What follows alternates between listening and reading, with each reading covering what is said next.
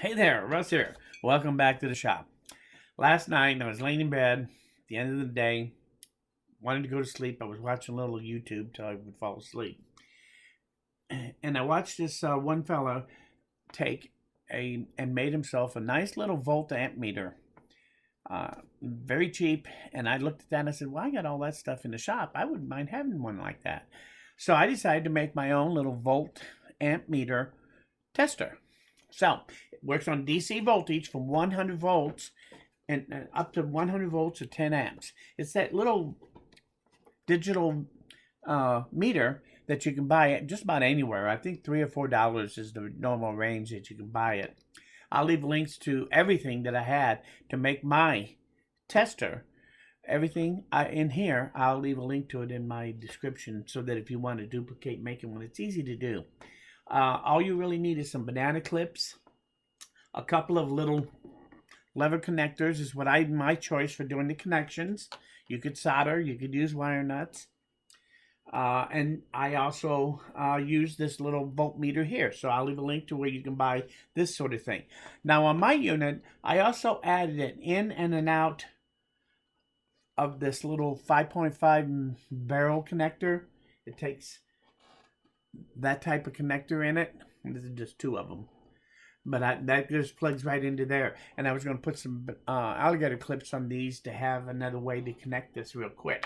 So I just added this in and this out to it. And it does the same thing as this in and out here. This is all you really need is just those two. You can do lots of different type of connections to this. You can do a spare connector. You can do a wire through connector like on a speaker wire. And you can do a banana clip. Or you can just use an alligator clip, a small one that would slip into there and pinch it. So there's lots of ways to connect to the banana clip. It's probably your best way to go. I use the 10 amp version. You can get cheaper ones. They're rated at 5 amps. But I figured since the meter was rated to 10 amps, I'd make sure these were also. So everything here on my connectors were all rated for at least 10 amps. And these things are rated to like 24 amps. So I use 18 gauge wire on everything.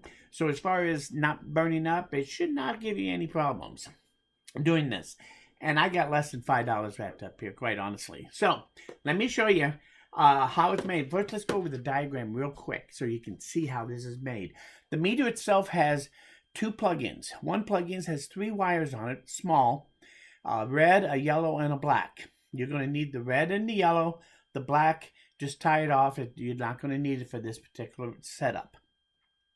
And then the other plug-in has 2 wires on it, a red and a black. They're a little heavier gauge than on the meter side because those 2 are for the amp.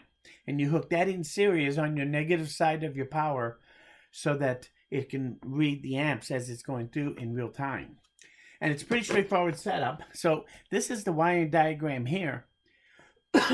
I have the 2 banana connectors for the in right here. And they go to a 3-way connector inside.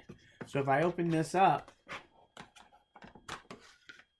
this is my alligator clips I use for leads. And if you look inside, you can see the alligator clips here that I use. There's two of them here and third one right here. This one has all the positives on it. And then my negatives are hooked to these 2. Let me show you exactly how that's done. So the positive coming out of the voltmeter, the red and the yellow, the positive out of the input banana clip, and the output of the banana clip, the positive one, all go to the 3-way connector. I just put these 2 wires together, twisted them, and put them in one lever together. And then just tie off the black wire. You don't need it. Now for the amp meter, you take your negative on the output, and it goes to one connector. And that connector is also connected to the red wire on the amp meter. The black wire on the amp meter goes to another connector, and that one goes to the negative on the input. So that's the input side. This is the output side of your unit. And that's all there is to do the wiring. It's pretty simple, and it's pretty straightforward. If you have any questions, there's lots of material out there how to hook it up. But once you've done that, then all you have to do is plug your battery into input, and plug this is the input. plug your, let me put this back together.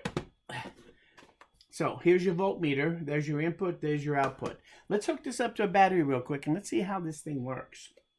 And then we're going to put it through some paces so that you can see how accurate it can be. So we have this set of LED lights here, positive, negative on the one strip, positive, negative on the second strip. So we're going to use this and we're going to hook it up first, one of these directly to the battery, which will give us, and what you can do, I could hook these directly up here, negative to negative, positive to positive, and I now have a row of lights lit up. But I don't know what kind of amps it's drawing or anything. If I want to see what I'm drawing here, what it's running on, then I would hook this up in between. So we're going to take two of these leads, and on the input side, we're going to hook the yellow to the positive and the white to the negative. And then we're going to hook this up to the negative on the battery and hook the yellow one up to the positive on our power supply. And lo and behold, we now have voltage reading. And the meter is now running. No amps because there's nothing coming out. We don't have anything hooked up here. So let's hook this up to the other side. First thing we want to do is let's hook up with the other set of leads. And let's hook the red to the positive and the black to the negative. Just one lead is hooked up. Now let's hook this up to the negative. And let's hook this one up to the positive. And we have one set of lights here lit up. And we're running 2 amps on this thing right now. 19.2 volts. It's dropped the volts off a little bit from what it was. So if I disconnect this, then it goes out. Now we have 19.5 volts and no amps. So what happens if we hook this up in series instead? So I'll take the negative of the one and hook it to the positive of the second light, like so. And then take the positive and negative of each and hook them up to my 2 wires. So the positive goes to the yellow, and the black one is going to go to the negative. And now let's hook it up to our test lead. We should get both lights hooked up. Now both of them are running in series, and we're only pulling about just under 1 amp right now, which is half, because now it's running through 2 of them. It's drawing a little less amps than it was when it was only doing on 1 full power. So now that means that now we're getting 1 amp pulling through instead of 2, but hooked up in series. So what if we hook this up in parallel on these lights? By that, I mean I take the 2 negatives and hook them together, and take the 2 positives and hook them together. Now they're both going to get full 20 volts through each of them.